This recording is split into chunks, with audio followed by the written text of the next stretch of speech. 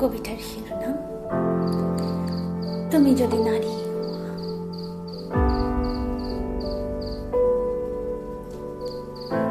তুমি যদি নাৰী হোৱা তেন্তে দয়ালু হোৱা সিমানখিনিলৈ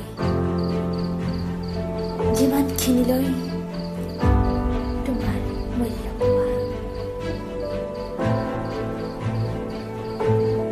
অথচ মূল্যহীন দয়াৰে তোমাৰ আত্মসন্মানত আঘাত সানিব পাৰে।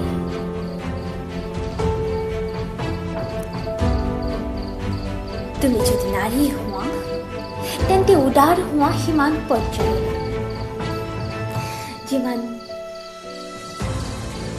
যিমানলৈকে থাকিলে তোমাৰ উদাৰতাই নাশ কৰিব নোৱাৰে তোমাৰ সুকুমাৰ মন।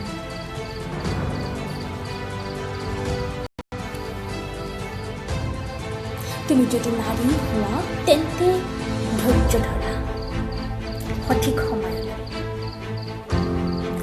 যিমানলৈকে তুমি সময় অথবা পৰিস্থিতি হৰুৱাই তোমাৰ দাস কৰিব নোৱাৰা।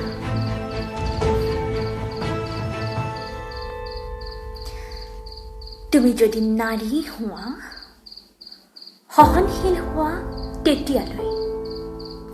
যেতিয়ালৈ তোমাৰ পৰিস্থিতি সহনশীলতাৰ চল লৈ গললৈ জঁপিয়াব নোৱাৰে। তুমি যদি নাৰী হোৱা মমতাময়ী হোৱা যেতিয়ালৈ তুমি বাট বুলিব নালাগে বৃদ্ধাশ্ৰম কিম্বা পৰপুত্ৰৰ আশ্ৰয় লৈ। তুমি যদি নাৰী হোৱা দয়ালু হোৱা উদাৰ হোৱা সহনশীলতা ধৈৰ্যশালী হোৱা মমতাময়ী